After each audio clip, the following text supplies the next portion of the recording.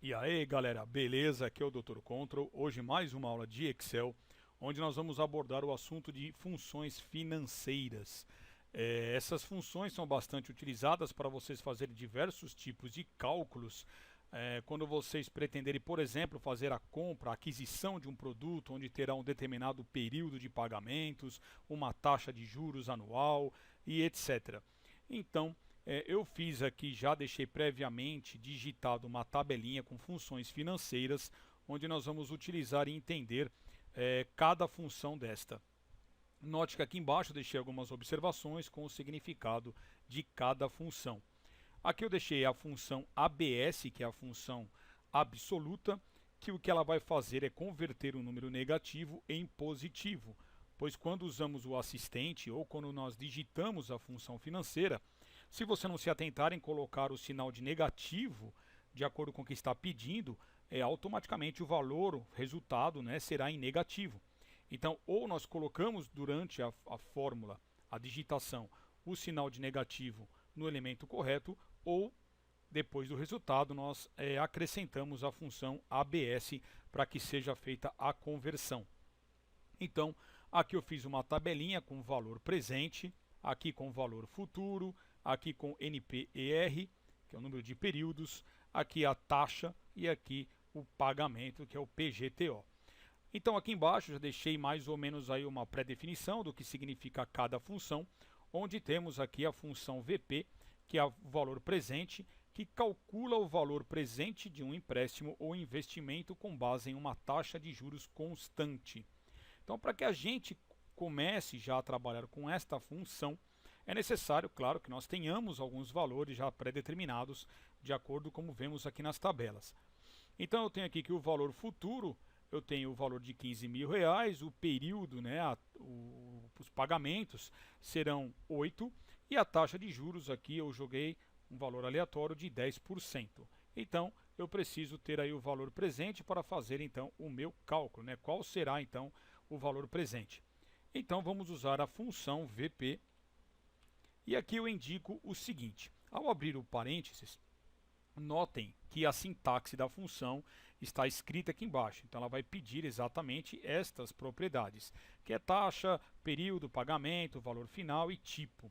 Porém, se você não sabe, se você não está muito habituado a digitar desta forma, você pode usar neste caso o assistente do Excel. Então, ao abrir os parênteses, nós vamos clicar aqui na opção inserir função, onde vai te abrir isso aqui e vai ser muito mais fácil para vocês fazerem os cálculos, né? E seguindo aqui as orientações. Então eu tenho aqui, o que ele pede primeiro é a taxa. Então eu tenho aqui que a taxa de juros é 10%, basta eu dar um clique nela. Depois eu tenho o período. O período eu tenho aqui 8, certo? E depois eu tenho aqui o valor futuro, que é o 15 mil aqui, ó.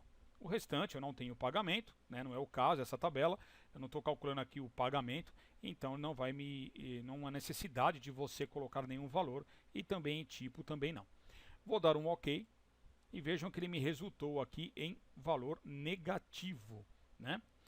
Então, para que a gente transforme esse valor em positivo, até porque o B3 aqui, ó, corresponde ao valor futuro, como é um valor futuro, ou eu coloco o negativo aqui e pressiono Enter, ele transforma automaticamente em valor positivo, ou vou dar um Ctrl Z, nós podemos fazer uso da função ABS.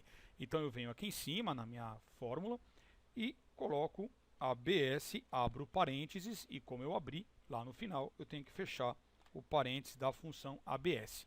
Então ele vai transformar o valor negativo em positivo. Então eu tenho aqui que o valor presente é de 6.997,61 centavinhos. Vamos para o próximo. Aqui nós vamos fazer o cálculo do valor futuro de um investimento. Então vamos lá.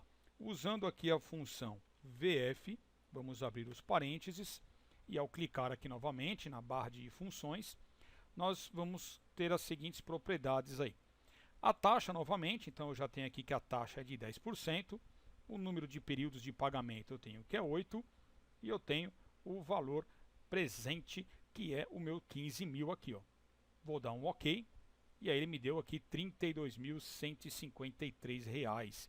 Então também vou fazer a conversão aqui colocando o ABS. Então aqui igual ABS, abro parênteses, no final fecho o parênteses também, certo? Então tem aí, ó, 32.153,83 centavos. Vamos agora calcular o número de parcelas através da função NPER. Então vocês estão vendo que lá embaixo nós vimos então o VP, que calcula o valor presente do empréstimo, vimos o VF, que calcula o valor futuro de um investimento com base em uma taxa de juros constante, né, então que foi o caso aqui de 10%, e eu tenho agora a função NPR, que retorna o número de períodos do empréstimo ou investimento. Então vamos lá, vamos colocar a igual NPER, abrir parênteses. Vamos clicar aqui novamente para abrir o assistente. Outra vez ele vai pedir a taxa de juros, aqui eu coloquei de 1%. Nós temos aqui o pagamento, que é o valor da parcela, que é os R$110. E o valor futuro, que eu tenho aqui, que é R$4.600. Dando o OK, eu tenho aí então novamente, né, o valor aí negativo, menos 54. Então vamos colocar também aqui o ABS, ó. ABS, abro parênteses e lá no final eu fecho o parênteses. Então eu tenho aí número de parcelas que são 54 parcelas que eu devo pagar. No próximo aqui eu quero fazer o cálculo da taxa. Então a taxa ela retorna a taxa de juros por período de uma anuidade. Então vamos lá para verificar qual que é a taxa de acordo com as informações que eu tenho aqui. Para isso usaremos também a função taxa, abro parênteses e clico aqui novamente. Ao abrir a janela, número de pagamentos, nós temos aqui que é o número de parcelas, que são 40. O valor do pagamento, que é o 180. E tenho aqui o valor do empréstimo. Então eu clico no valor futuro e clico aqui também no 15 mil.